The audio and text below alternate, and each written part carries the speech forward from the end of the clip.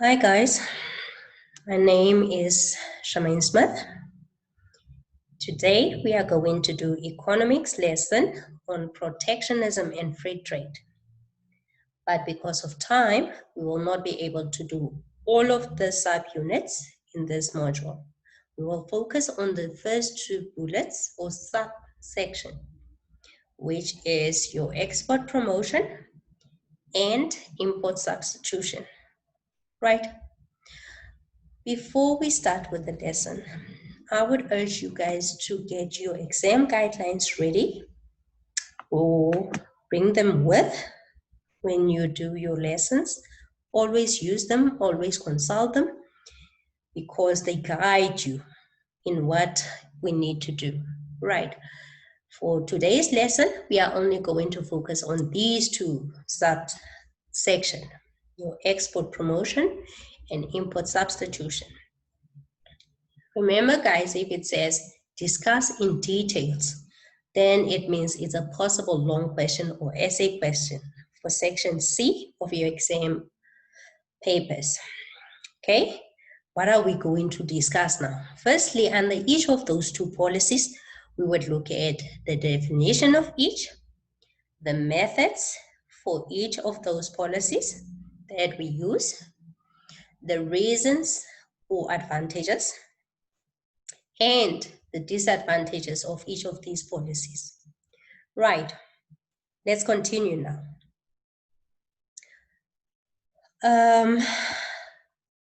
We say that with our protectionism policies, governments or countries would want to either protect their local industries or they would want to expand their production to other markets. Now think of South Africa. Currently, South Africa is an open economy.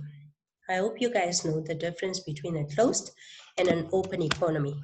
Remember, an open economy is the one that trade with the foreign sector. We say that we are also trading with the foreign sector as the fourth participant in our economy. And because of globalization now, we are able to do business with other countries all over the world. Now, because of this trade with other countries, it allows us to export and import from other countries with each other. Okay? Now, we say that most developing or low or less developed countries, they focus largely on traditional and modern sectors. So for this, we would then have development as a focal point, where we would say the process of contracting the traditional sector and its growth retarding institution in favor of a growing modern industrial sector. What does it now mean? Let's go deeper. We say for these less developed countries, they can adopt two of these alternative strategies. Firstly, they can look at an inward-looking strategy or an outward-looking strategy. Now, what are these two strategies that we are talking about? Okay, let's first look at protectionism in this way. We say that it focuses on two policies, and those policies would be our export promotion, which is our outward-looking growth strategy, and import substitution, which is an inward-looking growth strategy. Right. An inward-looking growth strategy is an attempt to withdraw, but at least in the short term, from all participation in the world economy. We say that we stop a little from participating in the international market. And then we emphasize our import substitution in a sense that we would be producing goods locally instead of buying or importing from other countries. Whereas, on the other hand, an outward-looking strategy emphasizes participation in international trade, where they encourage all the allocation of our resources in export-oriented industries. right? We now focus more on taking advantage of the export sector, the international sector or international markets. Okay, let's look at both these strategies individually. Let's look at our export promotion first, where we would be focusing on the definition of what export promotion is, the reasons behind export promotion, the methods used to promote exports, and some of the advantages and, of course, disadvantages of export promotion. Right, let's start with the definition. We say that export promotion is a government policy which encourages domestic producers in terms of either giving them incentives or other financial benefits and facilities to increase their output so that they can produce more and sell to foreign markets. Such a strategy we call an outward-looking growth strategy, right? Firstly, we say because of the added production that we would have, an increase in demand from foreign markets would increase our exports as a country. This would then lead to an increase in our local production levels. Because now we are producing not only for our country, we would then need more people to work or help produce, and that will give employment to our local citizens. We say when more people are employed or get employment, their income levels would also increase, all right? Therefore, they would be able to also buy or spend their money.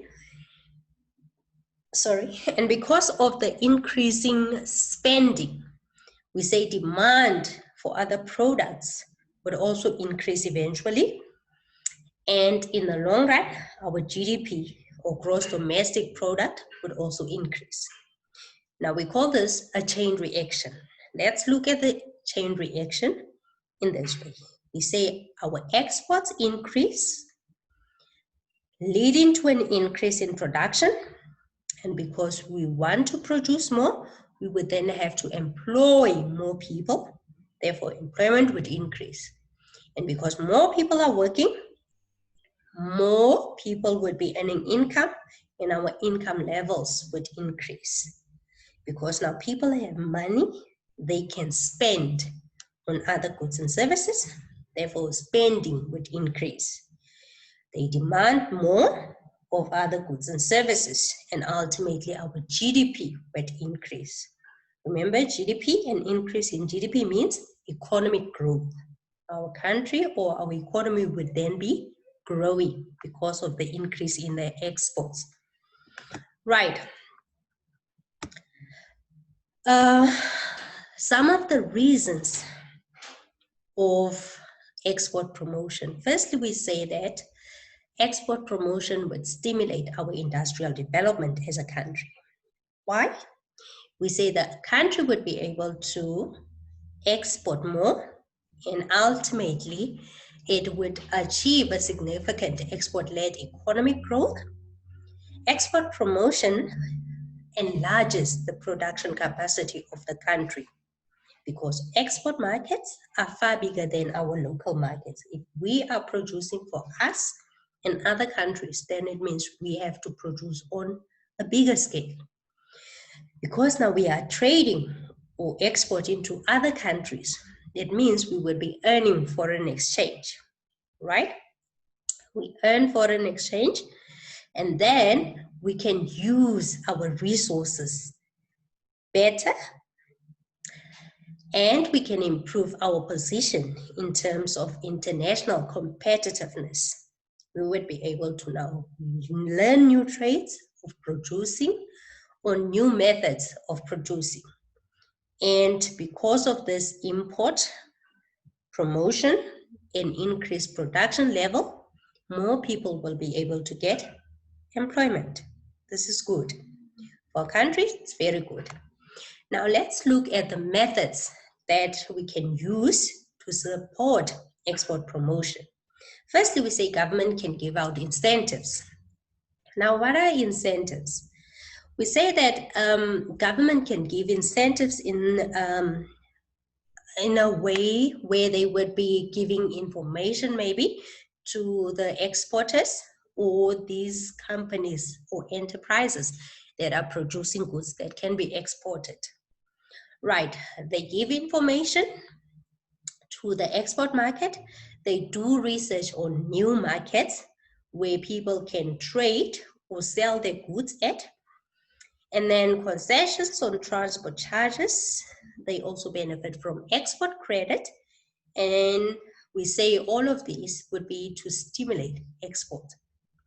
Right, government can again use subsidies to increase our exports. How so? Let's look at subsidies in this way. Firstly, we say we can have direct subsidies, which includes cash grants or payment to exporters. Indirect subsidies, which can be the form of refunds on import tariffs and general tax rebates. Trade neutrality, we say subsidies would be equal in the size to the import duties that are paid. And then we can get this through freeing trade with other countries. Right, what are the disadvantages then the advantages of export promotion? Some of the advantages that we can look at would be that there is no limit in terms of the size or the scale of the market. What does that mean? First, think of it this way. Remember now, we are producing for us as a country and other countries, which means we can take advantage of the whole world or countries of the world that would be buying from us. Therefore, there are no limitation to the size of the market.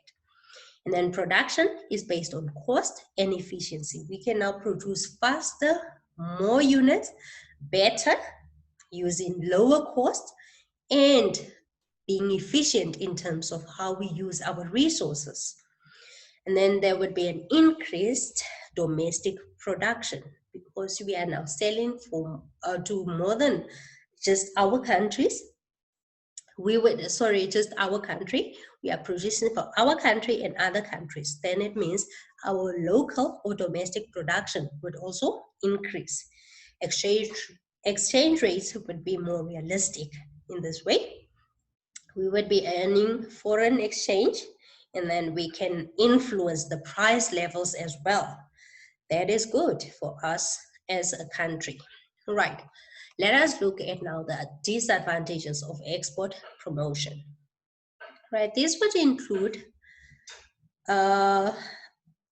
disadvantages such as that the real cost of production is reduced by subsidies and incentives. We are now producing cheaper, but because we got the subsidies from government to do so, or the incentives. Now, these incentives and subsidies, they reduce the price or the prices of the products that we are producing, and therefore forcing our competitors in the market. This would limit or cause lack of competition. If other countries cannot compete with us because of they would be producing using higher costs, then they might have to leave the market or exit. Export promotion result in increased tariffs and quotas by powerful overseas competitors. If we have low production cost, some countries might feel that we are not leveling the competition field for them, and then they can retaliate using tariffs and quotas. All right. Export promotion can also result in the protection of labor-intensive industries, especially in our developed countries. Right. Now let's look at the second policy under protectionism. We say the second policy is our import substitution. And once again, we would be looking at the definition of import substitution, the reasons why we would want to substitute our imports, What methods that we can use to substitute our imports and the advantages of doing so. What are the disadvantages of import substitution? Right, let's start first with the definition. We say that import substitution is a part of South Africa's international trade policy, and it occurs when locally produced goods are replaced with goods that have been previously imported. And then we see this can be, it can have a positive impact on the balance of trade and is an inward-looking growth strategy for our country, all right?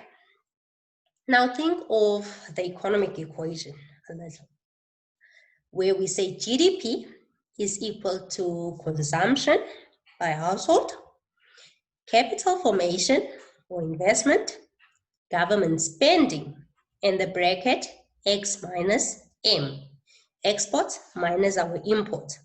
Now, if there's a decrease in the imports, if we have a decrease in imports, it means that this would increase demand for local products.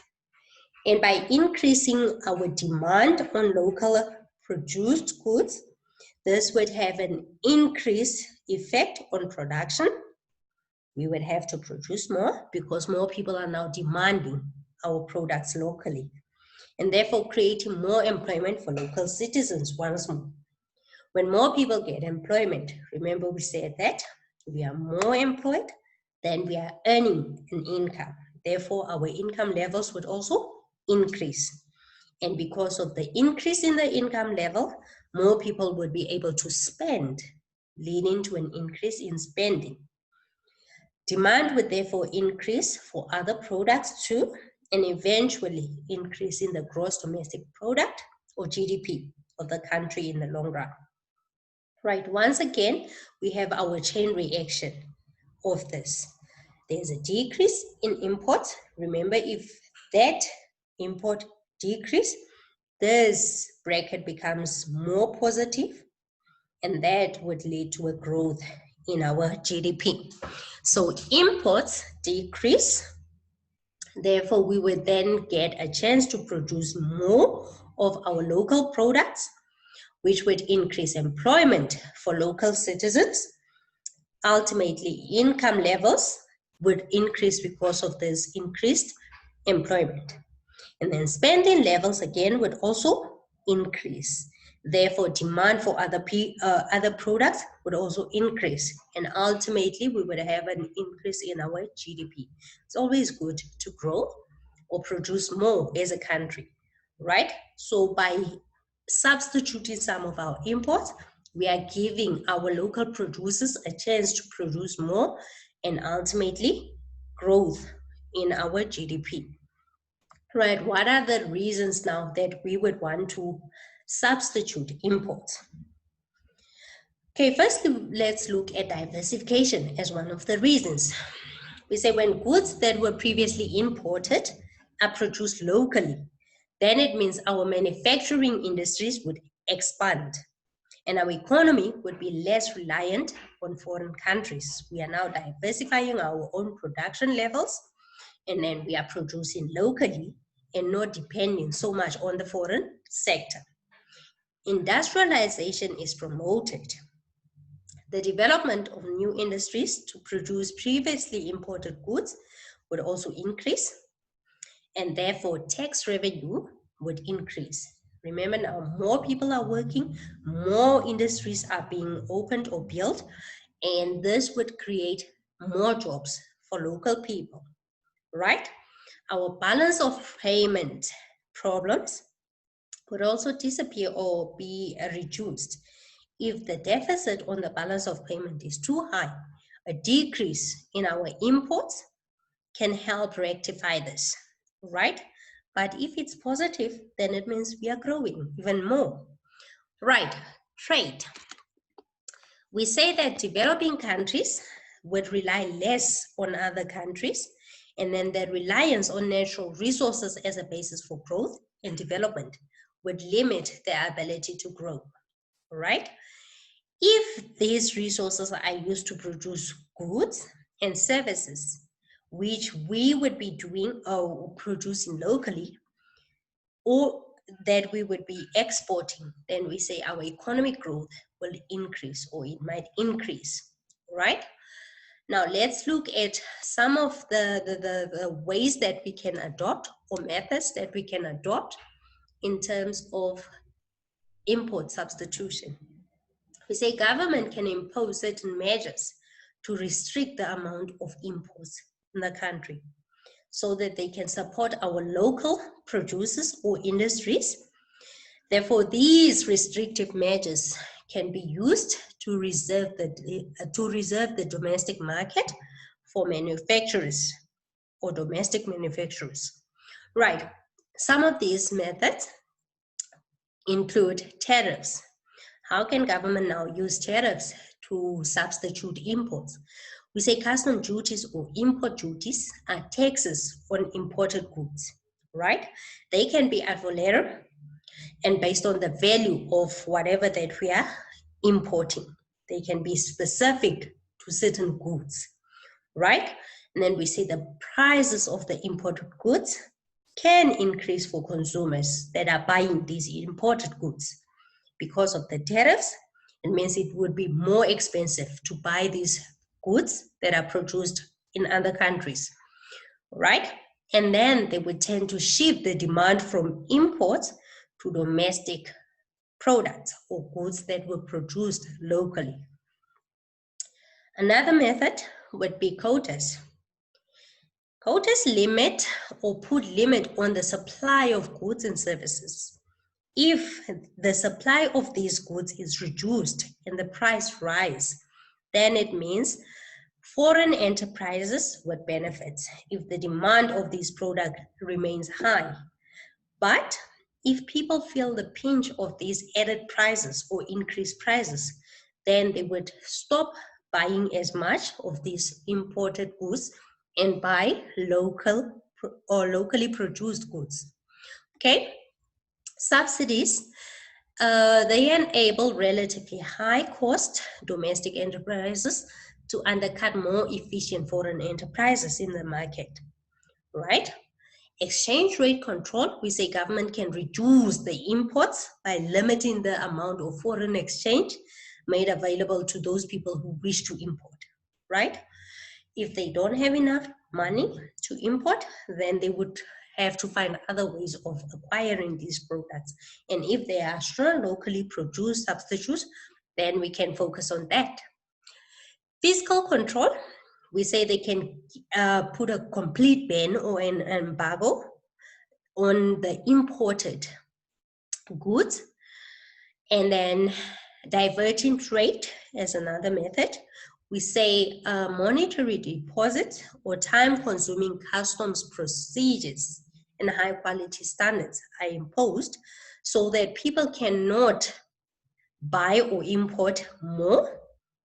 They make it difficult for importers to import more because of the delays due to all of these custom procedures.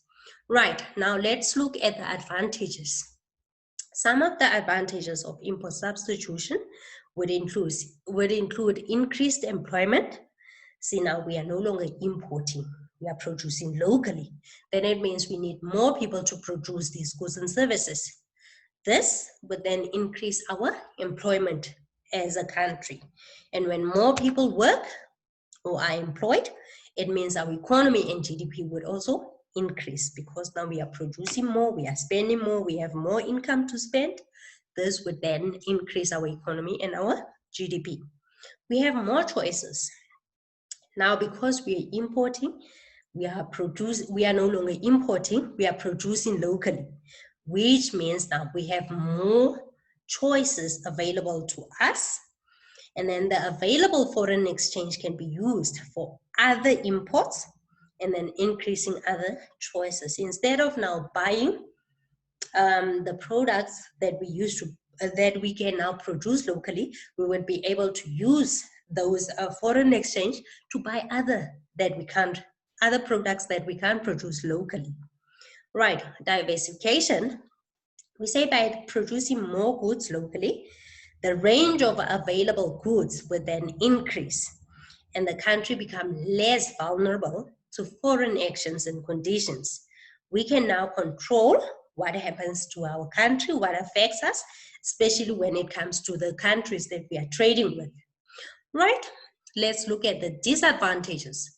We say some of the disadvantages of import substitution would include capital and entrepreneurial talent. Because now we are still growing or developing, we say this is a draw away from comparative advantages because we would then need to borrow some of the technologies or the capital goods from we would buy capital goods from other countries, and then we would then use the type of technologies that they are applying in order to produce these goods that were previously imported. Now, this may be unsuitable for our local production because we are not their country or that country that used to promote these or produce these goods. We say then competitiveness of certain sector may decrease. Where we would say, for instance, where we had comparative advantage, then we would then no longer be as competitive in those areas, right?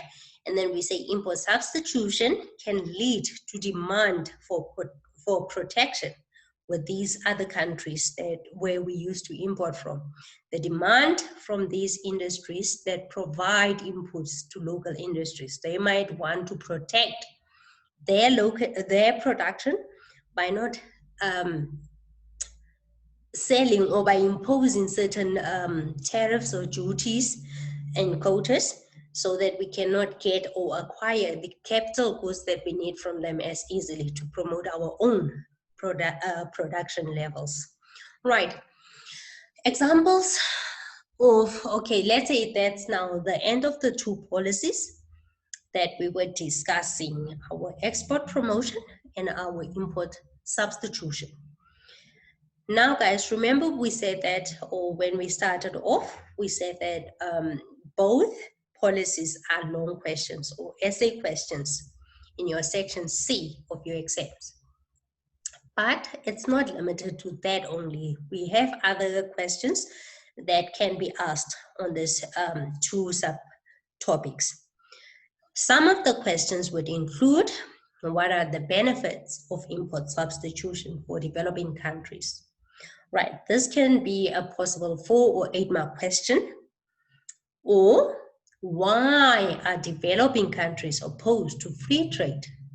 Right, all of these can form any form of a question, either a very difficult question or a medium order question where we would have to answer using straightforward reasoning, or where we would have to apply the content that we know in terms of answering the question. Always try and look at the marks allocated at or for each question and see how you are supposed to answer. If it's a 4-mark question, guys, remember 4 marks means 2 marks per sentence. Then you would have to give 2 full sentences that support the question. If it's 8-mark question, then it means you have to give at least 4 sentences in support of the question. And then we said that it's an essay question. Remember, export promotion is a question on its own. Import substitution is a question on its own. Then you would have to answer the question in terms of how it's asked. Right? When they say discuss in details export promotion, then you would have to answer all of these. Your definition, usually we say would be your introduction part of the essay question. And then they would allocate, for instance, marks. Say maybe they say give methods for 8 marks, give reasons for 8 marks, give disadvantages for 10 marks. Or whichever order they asked it, then it means you would have to give full sentences for the number of or the amount that is allocated to each of those subsections of the question. Right, this, guys, is an example of how to answer those questions. Remember, I said that full marks deserves full sentences. If you are going to only list ideas, you would get half a mark, which is 1. But for you to get your full marks, you need to answer all of your questions completely so, right? This is just but an example of how you can answer the questions. And guys, this brings us to the end of our lesson. Thank you so very much and take care. Bye.